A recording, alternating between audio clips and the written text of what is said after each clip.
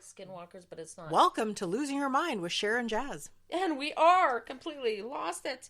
Actually, this is Jazz. And this is Sher. And you're listening to Giving Up the Ghost. And we're still here. We're squeaking in a quickie before my ride arrives. Eek! Eek! Squeak that one in. Anyway, today's episode is called Let's Make Sherry Shit Her Pants. No, let's not make me shit my pants. I have 3 really quick ghost stories that I know of that these people will not actually come on, or I can't get a hold of to tell the story, but I know the story very well. So I'm going to tell you a couple scary stories. Okay. Do you want 1, 2, or 3 first? Oh, I want number 2. Number 2? Yeah. You want to go number 2? Okay, number 2 actually is a very sad story that takes place on Hespeler Avenue in Elmwood. Hespeler's in Elmwood? Okay, yeah. Okay. Yeah. I know that name from somewhere. Yeah. Why do I know Hespeler Avenue? Because it intersects with Henderson, Hespeler, and then goes over the Redwood Bridge. I think I knew someone that used to live there. Anyway. So it's a very, very busy street. I think it's a 50. A lot of people do 60. There's a radar car. Now, unfortunately, that gives the premise of the story. I do have a friend who had a friend, and I won't give first names. Right. She and her family had bought a house in Hespeler. And she had a couple kids. Okay. And the kids, sunny summer afternoon, running in and in the house all the time. You know how kids do that, right? This is back in the 90s. Coming, going. Yep. One of her kids, unfortunately, was running across Hespeler and got hit by a car and got killed instantly. Oh, my God. On Hespeler. Your friend. My friend's friend's kid. Oh, shit. And I know these people. Like, I met this girl. Right. And of course, she's so devastated. And, they didn't live there too much longer after that, because what had happened was, for the longest time, residual hauntings. Oh. She'd be in her house, and every now and then the door would open and the kid would come home. Oh. The kid would come home. Every now and then the door would slam. And then after that happened a few times, she sold the house. Really, yeah, fuck that. Fuck that noise. Okay, so that was haunting number 2 on Hespeler Street. That would be so terrible. So devastating. I can't imagine. I can't imagine as a parent. No, no. Because, but you know what I mean, right? Like, they come in, they come out. They come in, the door slams. Yeah. Totally got that. Yeah. So the kid was still playing. Okay, so now we have number 1 and number 3 left. Number 1. Number 1 takes place in Emerson, Manitoba. Okay. Now, I think I've told you about this.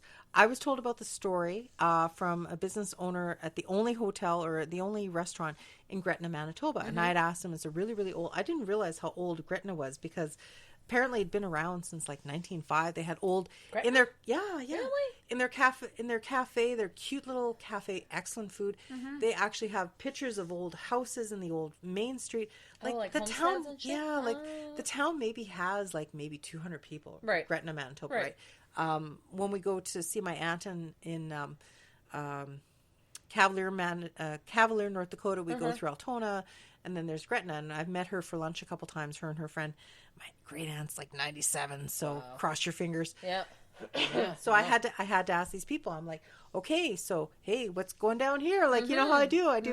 Is this place haunted? And they said no. They go, but there's a really, really old house in Emerson, Manitoba. Okay. That is really known to be haunted. And I said, really? Oh, I'll have to ask my aunts. That's right. And close to there. And then they said the people at the business next door knew the story very well. Right. But unfortunately, when I went next door, they weren't open or they weren't there. Right. So how the story goes down, there's this really old house in Emerson. I couldn't tell you how long it'd been sitting. Oh, that'd been from abandoned. Ukrainian history way back when. But it'd been sitting abandoned for like at least 10 or 20 years, like a long, long time. Okay. So this house had been sitting abandoned and up for sale. And I guess something really, really bad happened there. I don't know if it was a murder or death or whatever. Okay. But nobody wanted this house. Nobody will buy it. Oh, like screw that. Nobody will touch it. Right. It's just known as that house. Okay. Oh. So along comes some smartasses from Alberta. Oh, and they bought that house? They bought that house. Oh. And because with it being sitting for so long, it needed not a lot of repairs, it needed a lot of work, a lot of updating, renos. Okay. Ding, ding, ding, ding, ding, ding, right? Yeah. So this couple from Alberta bought this house. They bring all their tools in. They were maybe there in a week. Some major shit went down so bad while they were in this house doing renovations. Right. They got the fuck out of there. They noped out of there. They left their tools and everything, and even left everything unlocked. and that is Emerson, Manitoba. And they know they left? They're not like buried in the backyard somewhere? They took off. So that's just saying, you never know. I know. People are there, people are gone, and people assume they left. So that was number 2, and you want to hear number 3? Give me 3. Gimme. Give me 3. Are you looking to see if your ride is a ride? I'm looking to see my rides here. My ride, my chariot. Okay. This is a longer one, and it's a personal story. Oh, okay. I told you this when I was driving you home not that long ago. Okay, I'm ready. This takes place in East Kildonan. Mm-hmm. Okay. So when my mother, who had very bad decision-making skills, was dating her last serious boyfriend, Hal, of 11 years, and she lived in North Kildonan. So I guess Hal had been living in his house on Trent Avenue for maybe a year or two by himself prior to his mom passing away. So he looked like a hippie kind of guy. He was a musician. He taught guitar lessons. Fucking musicians. He was actually very accomplished though, but he was a temperamental musician. Yes. He didn't realize how talented he was. He had actually in the 70s had gone to Spain to actually practice with a flamenco guitar. Yeah. And he lived and he trained with this guy for 6 months or a year back in the 70s. Really? To the point where he made his own flamenco guitar. Holy fuck. Yeah, he was very accomplished, but he didn't know how talented he was. And he did he constantly played the flamenco guitar. He was amazing, but he was a bit of a fucking dink. He looked like a hippie, long hair, beer gut. Maybe he looked like a bikerish, but he wasn't. He was fucking scared of his own shadow. And smoked a lot of dope, but whatever. We all have our vices. Yeah. So anyway, Hal lived with his mom on Trent Avenue. And coincidentally enough, my mom had known him from her childhood friend who had lived across the street. My grandparents' friends that came over from Germany as well. They had a house on Trent across the street. My mom would always go for sleepovers at her friend's place. So she remembers him because he was a few years younger. Oh, okay. And then they met at the bar back in the 80s at the Aberdeen Hotel downtown, right? For the 80s. And my mom was all about, having commonality. Oh, you grew up in Elmwood or East Kildonan? I hung around in East Kildonan. Right. So, of course, they hit it off. Instant friendship, of course, they started dating. It was it was the 80s. Yeah. So she slept over a lot at his house. Okay. And again, he had lived on his own. His mom had passed away. Okay. And I guess it was just in the process of maybe selling the house between him and his sister or something. Right. So this was a very, very old house, very, very tiny little house. And she had told me, and my mom was not into ghosts or spirits or hauntings or any of this shit. She wouldn't feed this into my head at all. No. But she would confide into me because I was 12 years old. And she said, there's some really weird stuff that happened when I slept over at Hal's house. I'm like, oh. Really? Like what? And she said a one floor house. Right. And not even really a full attic by any means. And she said that little tiny crawl hole. That's right. Yeah. And she said that there was many nights that they would lay there or go to sleep or whatever. Mm-hmm. And she would hear high heels in the attic walking back and forth, back and forth, back and forth. And spools of thread rolling in the attic. Why? Exactly. And it kind of freaked her out. Well, yeah. It kind of freaked me out too, right? Especially if it's not capable of having 2 stories. Exactly. So not much longer after that, I guess because, him and his sister had to split the proceeds of the house. They sell the house. Of course he moves in with her because it's the 80s and that's what you do, right? Uh-huh. So this guy had all this shit in our house, trunks of stuff. And I'm 12, 13. I'm going to look through his shit. I found pot seeds. I found all these weird books on T.R. Tolkien or J.R. Tolkien or whatever it is, and because he was that guy and didn't find a lot of weird stuff. And then Hal confides into me that after his mom passed away, his friend had lent him a book. And he swore to me that he gave this book back. Oh, but it was in his mom's house for the longest time. Right. And when he had this book in his mom's house, weird shit started happening. Ew. He had the Devil's Bible.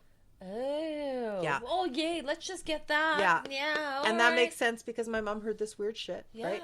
And then on top of that, he was telling me that he himself had seen weird stuff. He would see street lights enter in through the house, you know, like where there was no windows. He would see beams of light. Oh, yeah, yeah. Where there's no existing windows and stuff. Right. There was once or twice he had said that he had fallen asleep on the couch. He'd turn around and there was like a demon face staring back at him, and he would take the pillow and he would swoosh it out of the way like a fly or something. Swoosh, because that takes care of your demon shit right there. Nothing like a good pillow swat. Nothing like a good pillow swat. Like, fuck you, demon. Oh, damn you, demon. Get out of my really? house. So I don't know if the house is haunted just from shit. Did he read the book? Yeah. Oh, well, so, and he assured me he did not bring it in to my mom's house. Right. And I know he didn't because I looked through all his shit in the basement. Because I hung out at the basement and there was boxes everywhere. What did he do with the fucking book?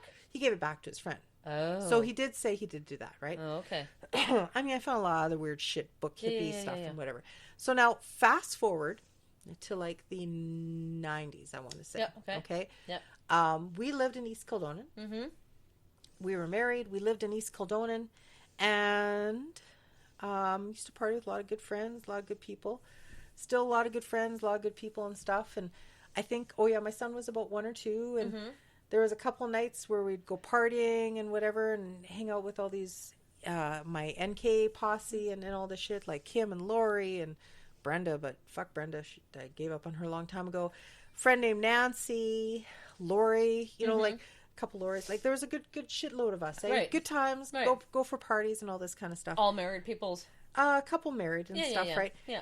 And then we all decided to converge at Nancy's house on our way before we took a limo or something to go to a party or, you know, like driving around and shit, right? Yeah, Nancy lived in Hal's old house. Fuck off. I ain't fucking around. Oh. Yeah. So I'm sitting there doing some cocktails. And going. I'm like, holy fuck, I can't believe I'm in his house. Does she know? Does she know? And it's like, I got to tell her, but I don't want to tell her. She's got like 3 little kids. Oh. I just don't know, right? Yeah. So we're getting along good at this point. You know, we've hung out for years on and off, and now I'm actually in her house.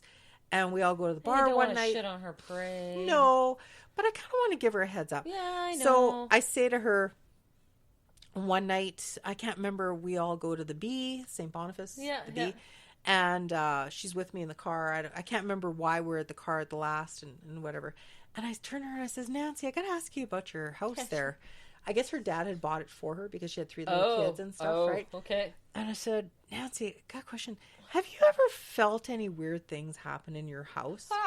And she just kind of gives me this look. That, like, look? She gives me this look like, oh, what do you know? Yeah. Right? And then I kind of just tell her what I told you. Right. And since then, I actually, because we have our podcast, I've actually reached out to her. I'm still friends with her on Facebook and stuff. Yeah.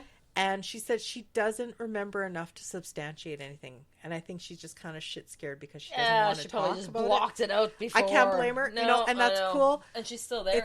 No. They moved years ago. Good. But I mean, like, you know, it's what we're all about here. Whatever you're comfortable sharing. If you're cool, you're cool. If you're not, hey, that's cool too. Yeah. But I thought I'd reach out because I'm no threat. And I reached out and I asked her and she's like, yeah, you know, I don't really recall enough. And I think her daughters, because her daughters would have been old enough, I think they've seen and heard stuff, right? But I remember at the time when I approached her after the bar and we're just casual and I'm asking about the house and I tell her about Hal living there. What a coincidence. Yeah. And then she says, I know that she goes, yeah, there's something in my house. And she actually said that one time after the bar or whatever, her and her cousin were crashing in the living room and they're like passing out and whatever. Yeah. And then apparently the cousin's like, Nancy. She's like, what? She goes, there's a lady in an old style dress in your kitchen cooking supper. And then Nancy's response to her cousin was like, if she wants to cook, just let her fucking cook and go back to sleep. Yeah, no shit, eh? And then that was Trent Avenue. Really? Yeah. And it's still there. Oh. Hello? We're just wrapping up now. Yeah, creepy. Come on down. So that's my 3 stories to make Sherry shit her pants on a Saturday night. I'm surprised that she says she doesn't remember that shit, though. Well, you know, that's okay. I know, but you know how you do forget shit, though, as the older you get, too, right? That's you sort of just block it out. Exactly. Shit that is like kind of, it's like when you forget scary shit that's happened to you. Yeah. You know what I mean? Yeah. So packing it in, son. Yeah. So that was our quickie, Quickie not ramble, but a quickie shit. Make Sherry shit her pants episode. No, I'm good.